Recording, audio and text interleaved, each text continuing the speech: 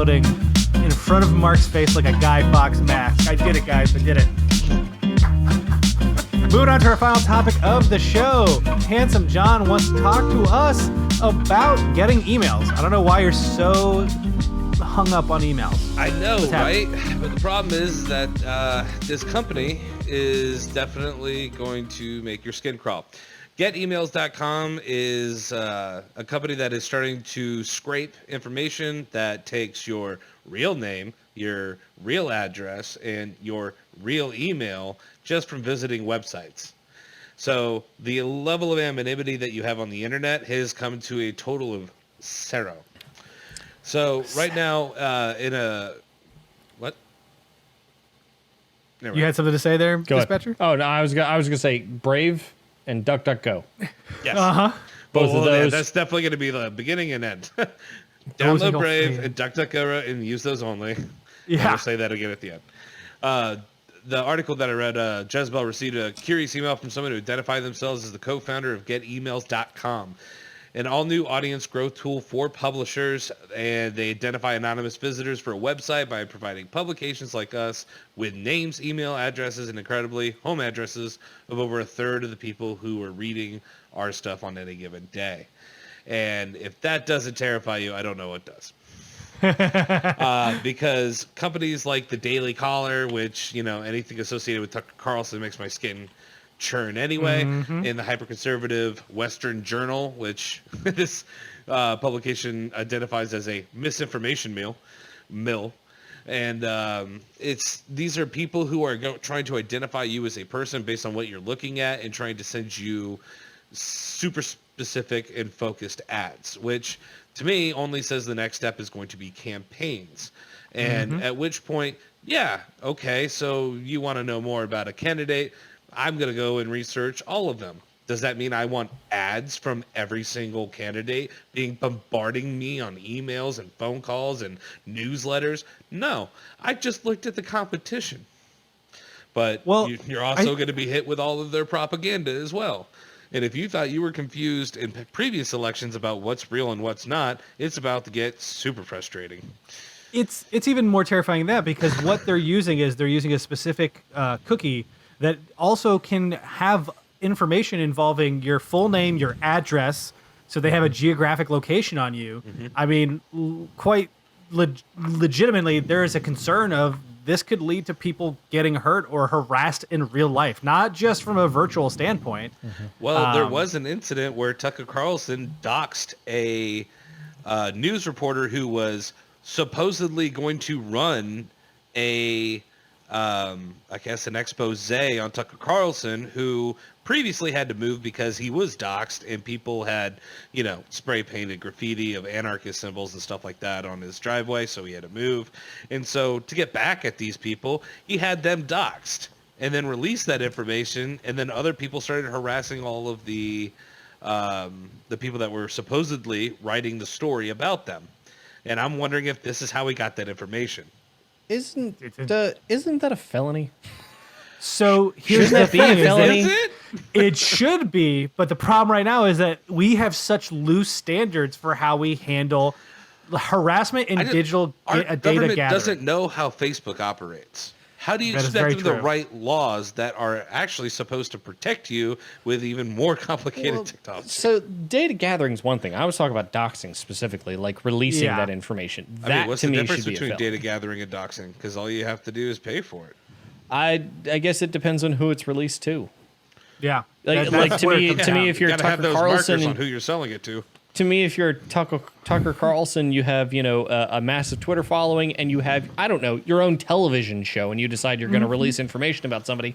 Well, maybe you should go to prison for a little while. There's always option for liability, especially for those companies. Especially that's why they have insurance for it. So if they say or do anything and someone gets hurt for it, they have something to lean back on, or they just settle the lawsuit. Which, yeah, they have money, so it's not a problem for them. But everyone else doesn't have any protections against that. So you say, for instance, the Daily Caller, they had 3.5 million unique visitors in the previous month. That means about 1 million people had searched that went to that website, had just had all their information taken and being given out to anybody because they store all this and you could buy these from them. So essentially they have, I think, a culmination of like 500 million names, addresses, and based on the level of that you want to buy, you can just get email addresses for spamming, or you can get email addresses with names, or you can go to the full Monty and get email addresses, actual addresses, names, and whatever, and you get like bonus deals based on how much you buy per 10,000 or something. Well, can I say that my favorite part about this is that you get 500 emails per month for free. Yeah. And that's substantial. And then to follow this up, to advertise, the way that they advertise this is they decided to make some product ambassadors on YouTube and let them push the product and explain it and say, oh, no, this is fair. You know, we identify anonymous web traffic. But that's not weird at all. Well, they also said that the purpose of it initially was supposed to be that, you know, people who created carts and put stuff into carts and then left, either could have been they didn't have time, so they closed up and they deleted the tab and then they never ordered it. And it was supposed to be like a reminder like, hey, you were trying to order some stuff from here. Here's the advertisement for the stuff you were looking at. Are you still interested, essentially? Which on the surface level, it doesn't seem bad, but when then you start saying, well, we found a way to figure out where they live, so why the hell not? And we'll just sell it to everybody. And that was literally how it was positioned. And I'm like, are you the most reckless person in the world? Yes, you are. I think that's the key here, is that they are very much not caring about how their data is handled at the moment. They believe that they want are to be providing a a positive service, world, but they're not. They believe they're providing a service that is necessary, that people want, and their excuses whenever you ask is it ethical is they do the blame point, right, where they're like, well, Facebook and Google do this. Yeah. Like, yeah, but there's like terms of service that you as a user sign up for when you sign up for Facebook. Like or you still Google have services. you have to opt into those things. What you are doing is actually creating a situation in which people would have to automatically opt in by just entering your website, and that's not how that works. So the only loophole that I can see here, and I guess this is the devil's advocate, side of things, is notice the change in websites lately where anything that uses tracking information has to have an accept all cookies button. Yes. That could be their loophole. As part of the accept all cookies, the terms and conditions that you're technically agreeing to there, because I noticed it whenever I went to The Verge's website, for example, is you have to accept their terms of service when it comes to using those cookies. So if you're clicking the button that says accept cookies or accept all cookies, then you're accepting probably the cookies of their client or their vendor or their whatever, their whatever vendor here for that information. And that's going to be the loophole.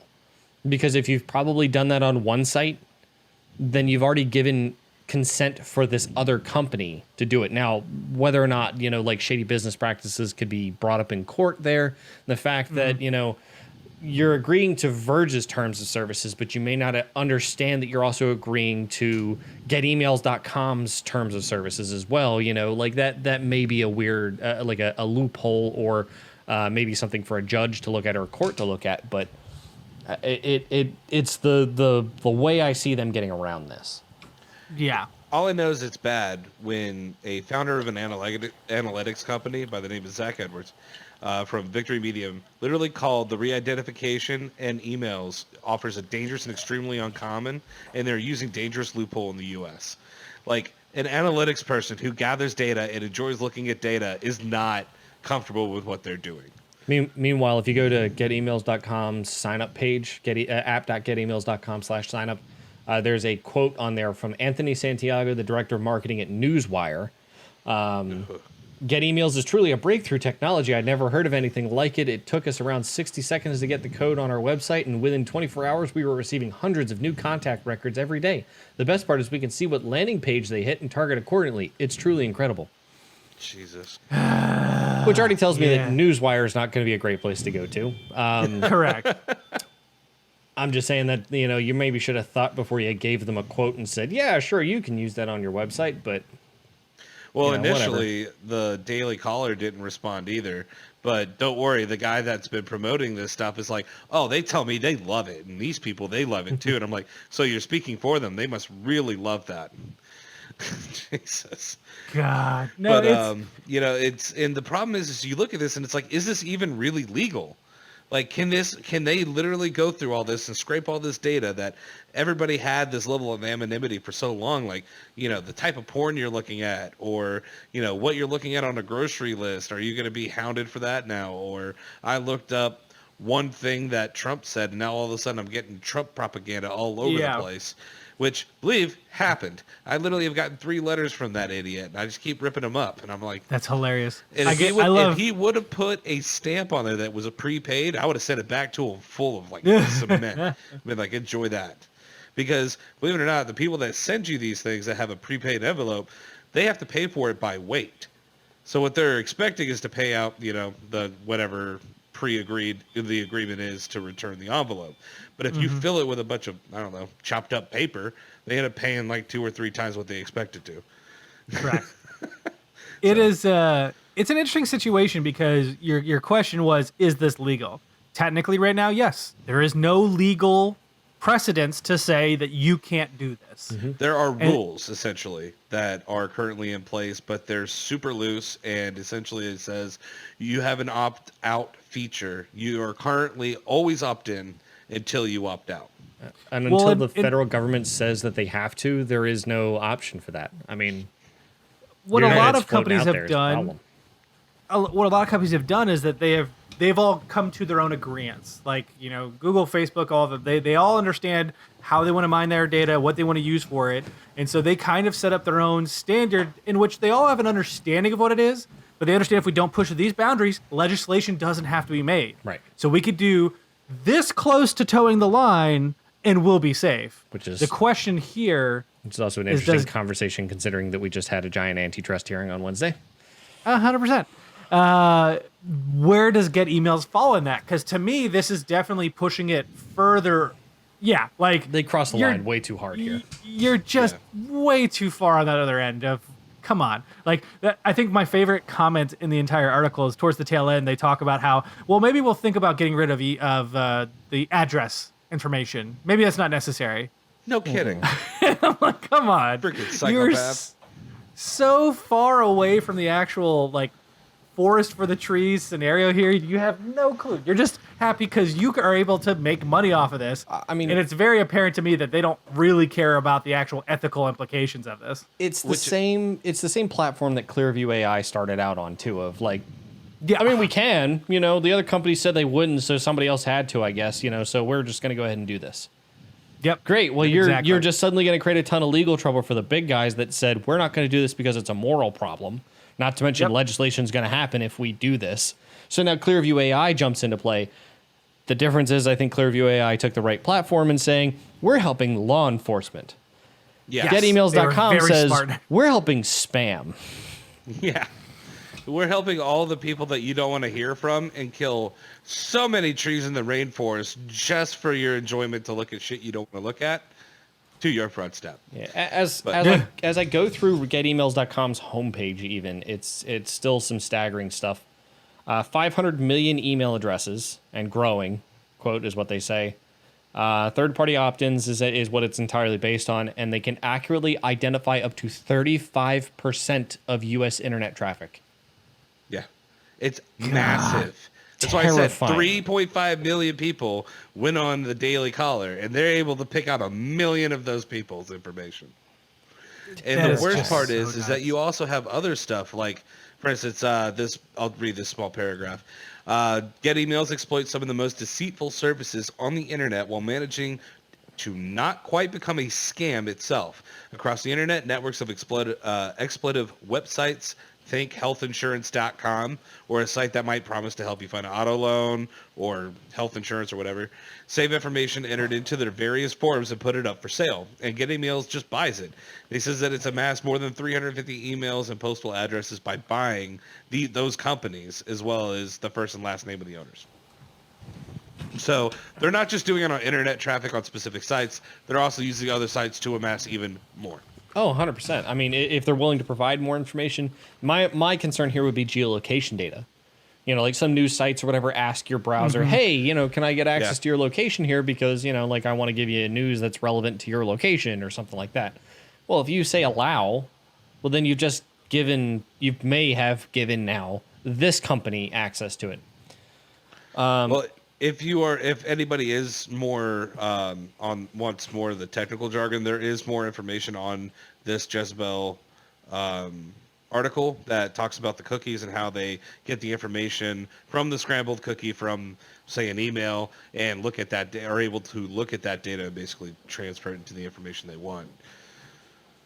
But this is scary stuff, dude. And until, like, again, use Brave, use DuckDuckGo, whatever you can to protect yourself. And when coming up in the future, Fox for your photos and stuff, because this is going to be an issue later on. You're not worried about it right now because there's not consequences. But when you have a dictator for a president who can do pretty much anything he wants, and then all of a sudden just takes over Clearview AI, and all of a sudden it's just Russia. Like, I don't know what to tell you. We're this close from becoming freaking Russia. Wake the fuck up. Yep. Also, even if you don't necessarily want the tools or you just want knowledge, like the number one thing you can do to protect yourself in any of these scenarios is to stay educated. We provide sources for everything we talk about for that very reason. We have our own takes on it. We have discussions, so that way you guys can get the idea of what these topics are in our own viewpoints. But, follow the sources. We have the starting point for your research. Go from here. Yep. So, as I guess one last point that I want to make here, in particular to something that I just found on their website. I also didn't know that California had this particular type of law, but they have the California Consumer Privacy Act, the CCPA. Gives residents to the state of California the right to prevent businesses from selling their personal information, and that is a quote from the from app.getemails.com/CCPA_details. If you go to the bottom of getemails.com homepage, it says CCPA opt-out. Literally, you can type in your email address and your zip code for them to be able to identify you and remove your information from being sold to providers. Wow. If you're a California fascinating. resident. Now, that is a California state law, and they have to abide by it to be a legal U.S. company anyway selling this kind of information. Every other state needs to look at something like this. Yeah. So the only objections you have is you have a guaranteed opt-out, or if you're in California, you can opt out specifically with all the information and pull your information. Yeah. I would like someone to go and do an inquiry to see if they actually do remove that information, or if someone's information has been sold, because I have to wonder if they look at that like, okay, thanks, Jimmy. It's just super scary. It's neat to see that that's an option. It's just scary to think that, if you're not a California resident, that suddenly that's not an option. Well, and you don't have a choice. Again, I think the internet or the website opt-in, opt-out of cookies is the most terrifying aspect, because you can read their terms of service, but if you looked at them recently, they're long. They're filled with legal jargon. The whole point is to try and confuse you, so you choose to just opt in out of exhaustion. Yeah. And adding this to that is not something that I'm looking forward to. And it also doesn't help that a third of our country is still illiterate, so I don't know how they get away with that, but also cool. Fair. Well, notice the percentages that kind of seem to correlate. I'm just whatever. Exactly. Please let us know what you think about Get Emails. Are you getting emails? Are you excited about this platform? Do you think it's kind of a piece of shit? That was a loaded question. I'm sorry. What are your thoughts? Please let us know. Are you excited for it? Yeah, absolutely. Please let us know. Please don't let us know. Please just keep yourself quiet. Go to getemails.com and let them register you directly, so that they know who you are. I'll put you guys on a list. How do you like it? And you can go visit other sites that use it, like Newswire. All I want you guys to know is that someone from Facebook reached out to me for a possible job opportunity in Seattle, so soon I'll be working on their end. Cool. But let us know in the comments floating above John like a crowned prince, because he's just the perfect prince.